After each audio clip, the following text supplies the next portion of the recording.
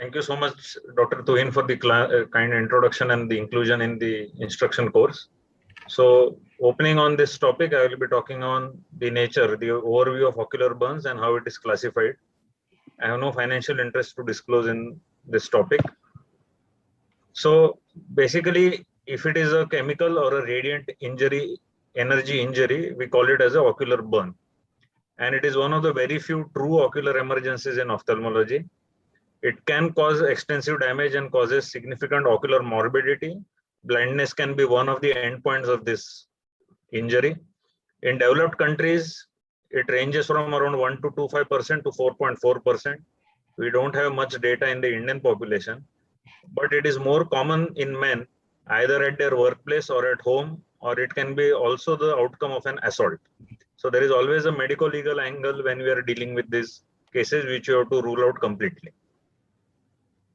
So this 2012 article in Current Eye Research classified the causative agents and the frequency of that injury, the causative agent, and what was the sex ratio involved.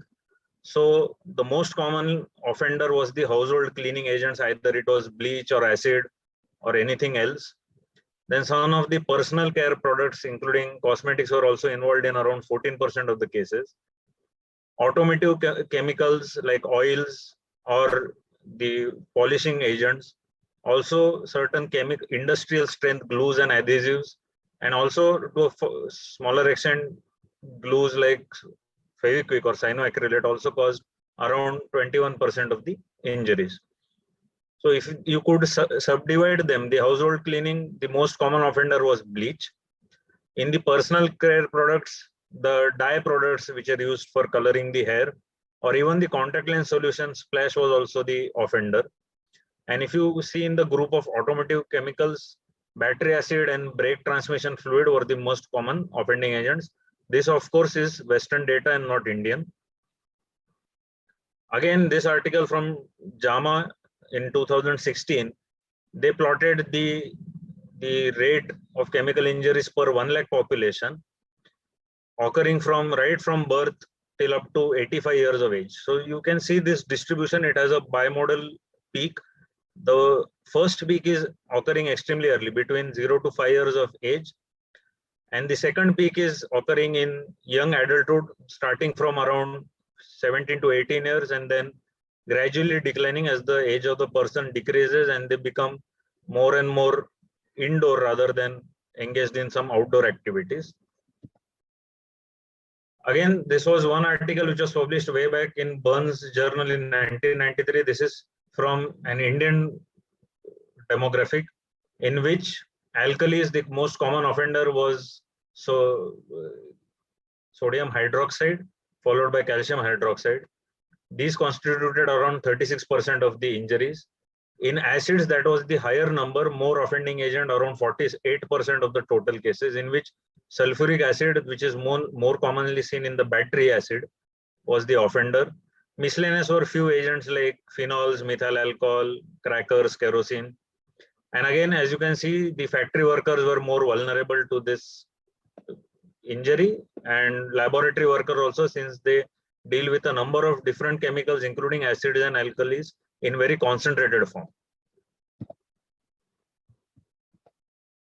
So this was an publication from the RP Center in which they exclusively dealt with the ocular chemical injuries in the pediatric age group being defined as less than 16 years. And this was reviewed over a 5-year period. So they concluded that they are very commonly occurring in these group, especially in the preschool age group. And the visual loss was also more severe.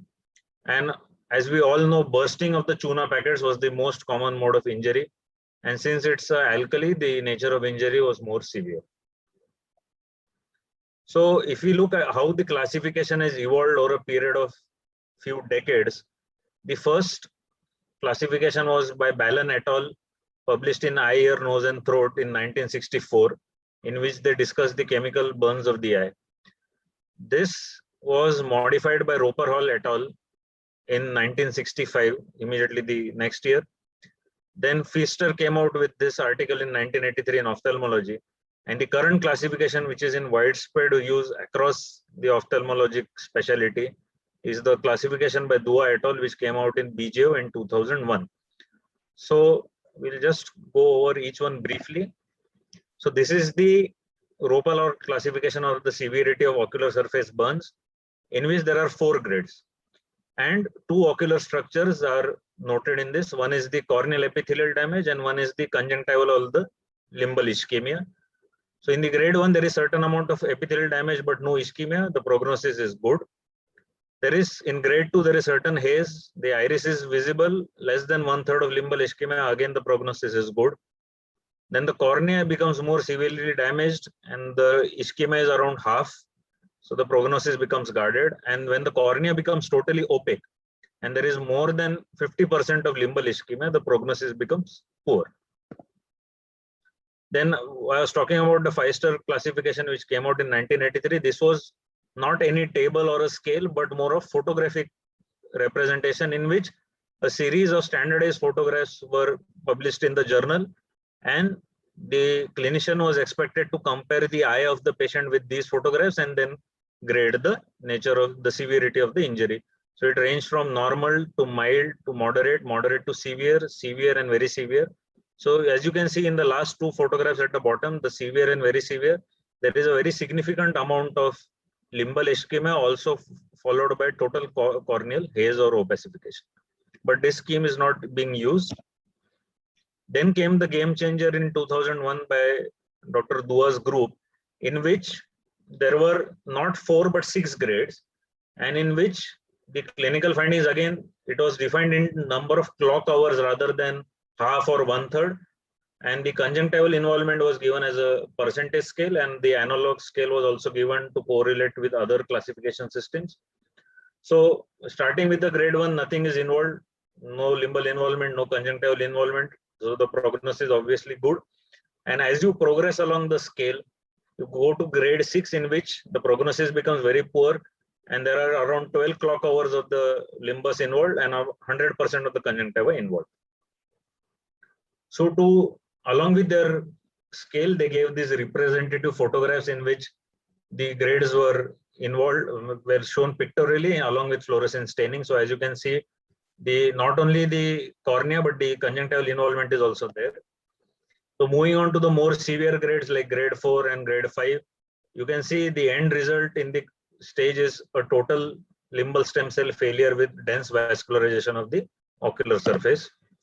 And this is the end stage. On the left side, these are the end stage grade 6, in which there is total corneal haze and very severe limbal ischemia, especially in the inferior fornix.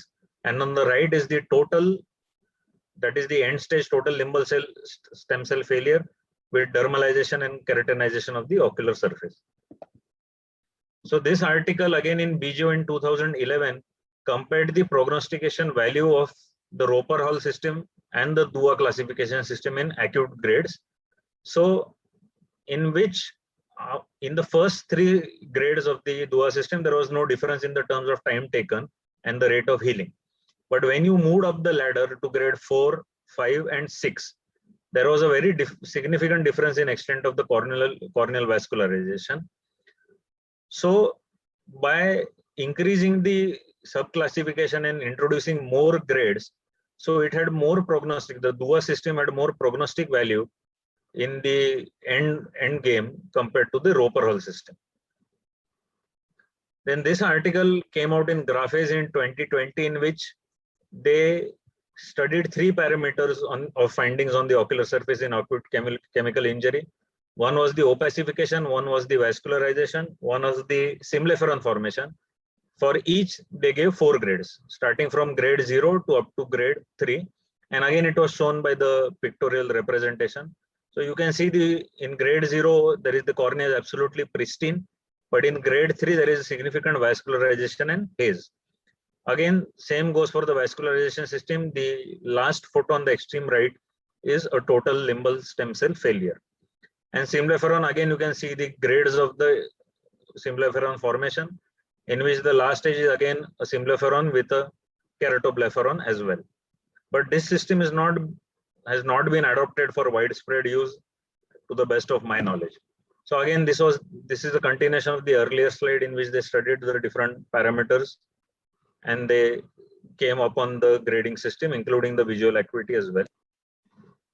So coming towards the end, what you see clinically may not result in actual translation on the ocular surface, especially when you see the whiteness or vague terms like there is limbal ischemia or scleral ischemia. So the tenonplast is definitely a valuable modality to restore it.